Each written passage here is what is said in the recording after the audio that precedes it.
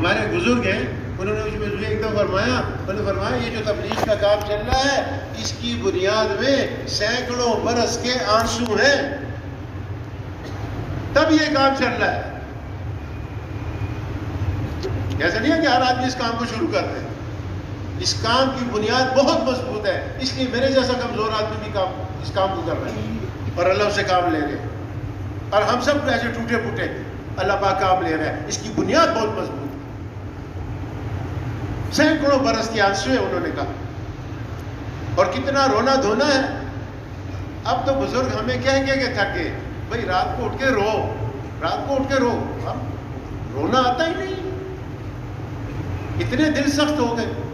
اور یاد رکھو یہ بات، اس وقت جو حالات ہیں ہمارے ملک کے اور ساری دنیا کے مسلمانوں کے، میں کہتا ہوں آپ ساری دنیا کو چھوڑ دیں، یہ جتنا مجمع یہ بیٹھا ہوا ہے بمائے میرے، میں قسم کھا کے اگر کہوں تو میں اس پہ جھوٹا نہیں ہوں گا، یقین جانو اگر آج رات سے اٹھ کر ہم سارے اللہ کے سامنے رونا شروع کر دے، میں قسم کھا کے آپ کو کہتا ہوں اللہ پاک بہت جلد جو ہے یہ سارے حالات ٹھیک کر دے۔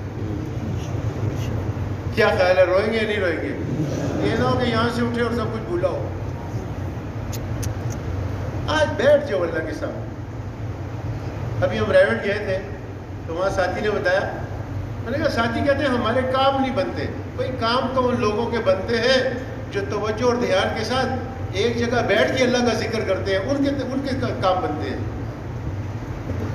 اس ذکر سے کام نہیں بنتے جو ذکر ہم کرتے ہیں، چلتے پھرتے سودا بھی بھیج رہے ہیں، ذکر بھی کر رہے ہیں، بچے کو بھی بلا رہے ہیں، پانی بھی پی رہے ہیں، کھانا بھی کھا رہے ہیں اور ذکر کر رہے ہیں۔ نہیں، تھوڑا وقت نکالنا پڑے گا۔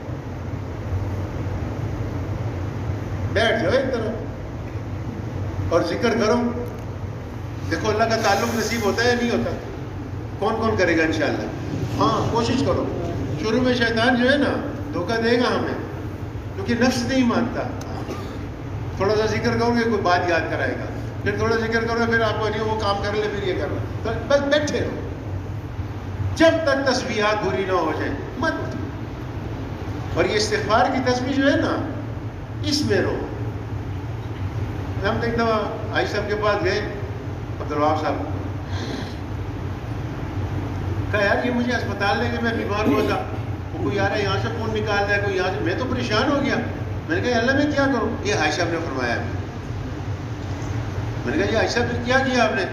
میں سوچتا رہا میں کیا کروں، پھر اللہ پاک نے میرے دل میں ایک بات ڈالی، اللہ نے میرے دل میں ڈالا کہ استغفار کرو، تو میں نے رب اغفر لی پڑھنا شروع کیا۔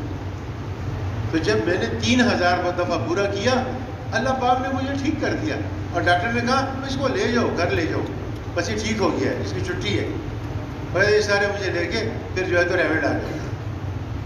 ایک دفعہ عائشہ نے فرمایا، دیکھو توجہ سے سنیے بات، یہ بڑوں کی باتیں ہیں، اللہ ہم سب کو عمل کی توفیق عطا فرمائے۔ عائشہ نے فرمایا یہ استغفار تو اللہ پاک نے ہمیں ایسی عجیب چیز عطا فرمائی ہے کہ ہوگا غم۔ دیکھو یہ حدیث میں آتا ہے، یہ حدیث ہے، یہ کسی بزرگ کی بات نہیں ہے، حدیث میں آتا ہے، جس کا مفہوم یہ ہے کہ جب آدمی استغفار کو لازم پکڑ لیتا ہے، اللہ پاک ہر مشکل میں اس کے لیے راستے بناتے ہیں۔